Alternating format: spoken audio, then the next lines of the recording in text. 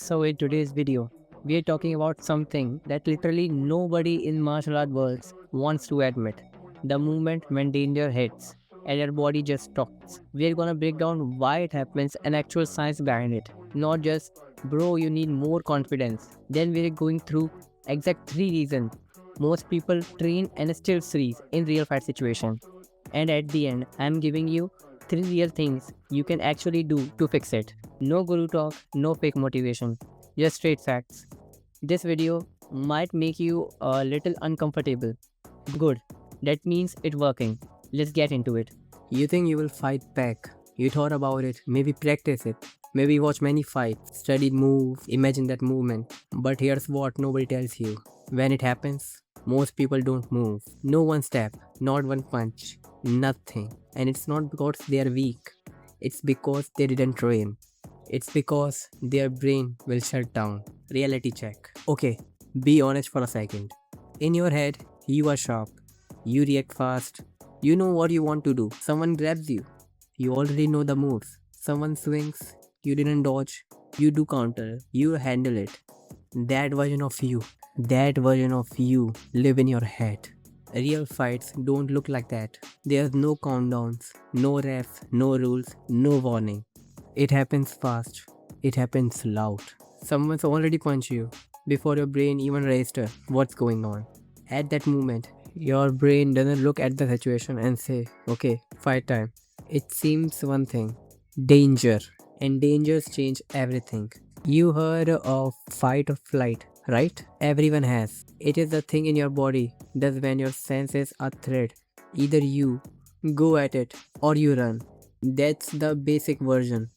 But nobody talks about the third response freeze. Your brain detects danger, adrenaline floats your system, booms, instant spike. Now, here's where it gets interesting.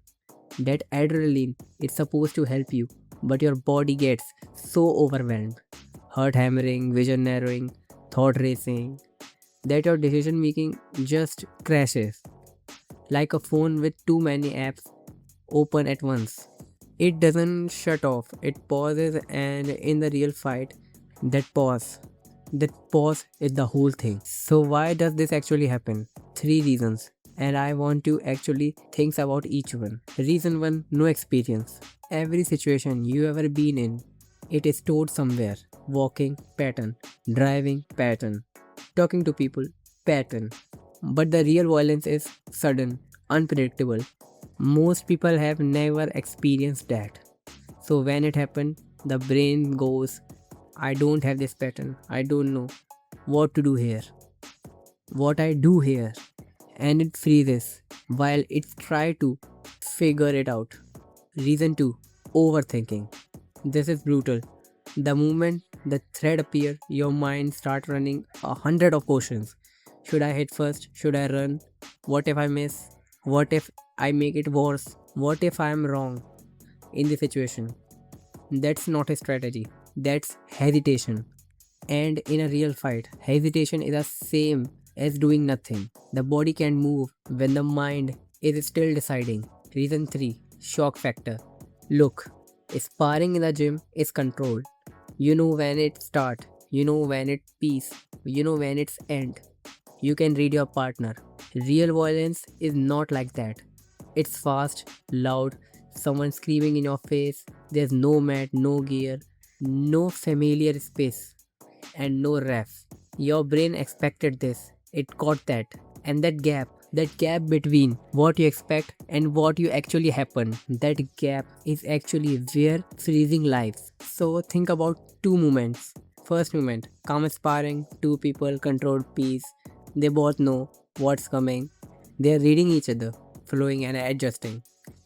That's what training look like. And second moment, sudden aggression, no warning, someone rushes you, shouting, pushing, completely unpredictable, the pure chaos. Now ask yourself, which one do you actually train for? Most people train for the first one, clean drills, structure sparring, known scenarios. But when life hits, it's bring the second thing. That gap between what you train for and what actually happened. That gap between freezes you.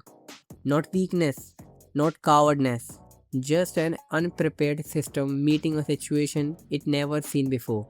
So, alright, you do not fix this situation by watching more videos on YouTube. You don't fix this by reading about it. You do not fix it by imagining scenarios in your head. Sorry, that's just a truth. So, what actually works? 1. Train under chaos, not just control. Sparring is good, but pressure drills are better. Scenarios where someone yelling, unpredictable, pushing your boundaries. Your system need to be experience chaos boundary before chaos find you. Number 2. Repetitions under stress.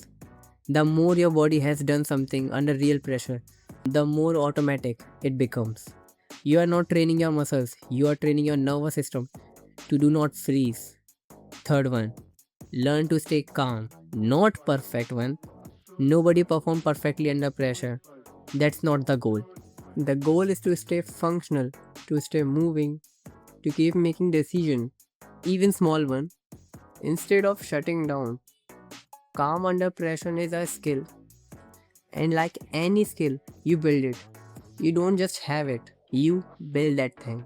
So, freezing doesn't mean you are weak, it means your system needs something it wasn't prepared for. And that's not a flaw, that's just a biology doing its job. But here's one thing, preparation is a choice. But people who don't freeze, they didn't get lucky genes, they didn't wake up fearlessly. They just put themselves in uncomfortable situation over and over and over again until their brain learn how to stay online when it matters. So the question isn't would I freeze? The real question is, am I doing anything about it? Yo, real quick before you go. We just launched our Discord server and it's already going fast. If you vibe this video, come join us. Drop your intro. Let's build something real together. The link is in description and also in the pinned comment. So don't miss that. See you inside.